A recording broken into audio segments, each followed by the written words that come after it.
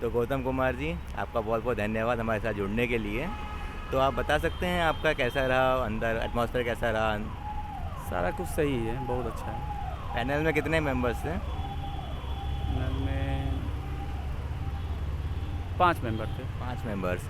तो आपको मतलब कैसे क्वेश्चन पूछे गए, कैसा किस टॉपिक पे या किस कोई था as specific? A as a normal, बहुत मतलब कि एज ए थोड़ा बहुत जो जब अपने फील्ड से नॉर्मली क्वेश्चन पूछा गया, तो आपसे ज़्यादा टफ नहीं पूछा गया। आपका ऐसे बैकग्राउंड के बारे में पूछा, लॉ के बारे हाँ में? हाँ हाँ, लॉग के बारे में पूछा, प्लस जैसे हम लोग अभी ट्रेनिंग कर रहे हैं एपीओ का, तो हम लोग पोस्टेड हैं, तो वो सब सारी चीज़ें पूछी रिलेटेड, अपने मतलब कि अपने बैकग्राउंड से रिलेटेड ही बातें सब पूछी और नॉर्मल ही था। तो जैसे कभी कभी इंटरव्यू पूछते हैं बाकी चीज़ें, जैसे आपका हॉबी के बारे में या आपके कुछ बताइए बिहार के बारे में, ऐसा कुछ पूछा आपसे?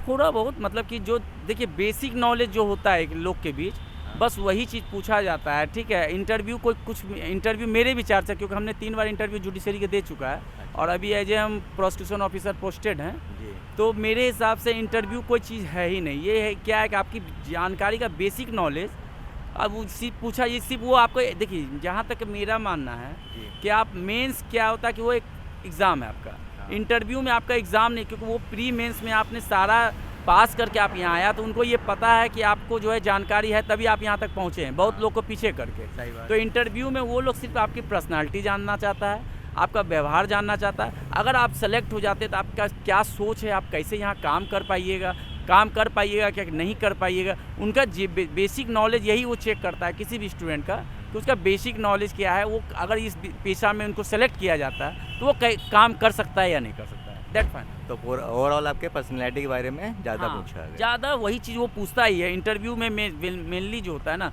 वो एग्ज़ाम से रिलेटेड ज़्यादा चीज़ नहीं पूछता है, क्योंकि वो उसको पता होता है ना कि भाई प्री पेस पास करके आया, मेंस पास करके आया है, तो इंटरव्यू तो जब कुछ तो नॉलेज है बंदा में, तभी तो इतने ये 2 एग्ज़ाम पास किया है। तो वो लोग एग्ज़ाम पे फोकस नहीं करता, वो बेसिक नॉलेज पे फोकस करता है कि उसके पास अपना समझ कैसा है, वो काम अगर उसको अगर ये पद दिया जाता है, क्या वो काम कितना अच्छा से कर पाता है, तो ये चीज़ वो चेक करते हैं। बाकी और कुछ नहीं, नॉर्मल क्वेश्चन एक फॉर्मेलिटीज़ के लिए एक आध क्वेश्चन लॉ से पूछ लिया, तो वो क्वेश्चन क्या, वो आप थोड़े 5 मिनट या 10 मिनट में आप कैसे किसी को जज कर सकते हैं क्या वो लड़का जो या लड़की जो है वो सक्षम है या नहीं है, नहीं, सही बात। ठीक है। अच्छा, तो फिर इसमें आपका ऐसे ओवरऑल एटमॉस्फेयर कैसा रहा पैनल का? कैसा? सब हमको बहुत अच्छा लगा। अच्छा लगा? हाँ, सब कुछ हर चीज़ बेटर है।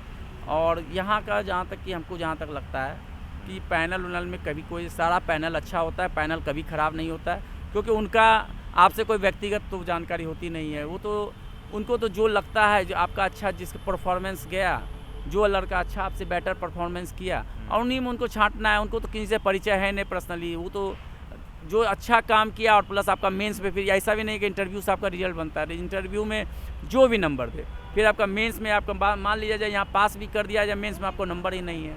क्योंकि हम खुद 19 वाले में हमको यहाँ फिर 50 अंक मिला था, मेरा मेंस में 5 नंबर कम पड़ गया, तो मेरा सिलेक्शन नहीं हो पाया। अच्छा। तो ऑल टू ऑल क्या है कि सारा चीज़ मिला कर जो है ना, कोई आदमी सफल होता है। जैसे हम लोग जो भी एपीओ भी सफल हुए हैं, तो ऑल टू ऑल क्या हुआ कि सारा प्री मेंस इंटरव्यू सब जोड़ के तब सफल हुए हैं। तो इधर ही ये मतलब कि पिछले साल ही उसका रिजल्ट आया हुआ है। अच्छा, तो अभी आप ऐसे करेंटली एपी ऑफिसर पोस्टेड हैं? हाँ, विपाट ट्रेनिंग चल रहा है अभी हम लोग। अच्छा, तो फिर आपने कैसे मतलब वो सब रहते हुए, वर्क प्रेशर हैंडल करते हुए, ट्रेनिंग में होते हुए भी आपने पढ़ाई किया, मोटिवेटेड रहे, तैयारी करते रहे? देखिए, ये तो आप कोई भी चीज़ करते करते, जैसे आप अभी काम कर रहे हैं, करते करते एक एक्सपीरियंस हो गया, तो उसी तरह पढ़ाई करते करते करते करते अपना जो एक अंडर स्किल डेवलपमेंट हो जाता है, प्रेजेंस ऑफ माइंड डेवलप हो जाता है, और क्या है, बस यही है।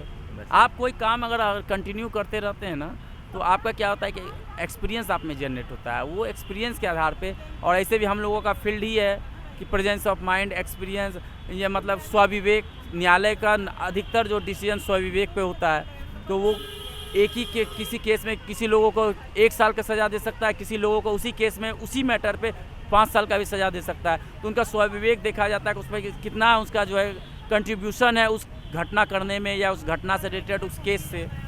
तो ये तो न्यायालय का काम ही है कि वो दूध का दूध, पानी का दूध पानी करके, और जो है नीर से उसको जो अलग करके और लोग को न्याय प्रदान करे, यही हम लोग का काम ही है।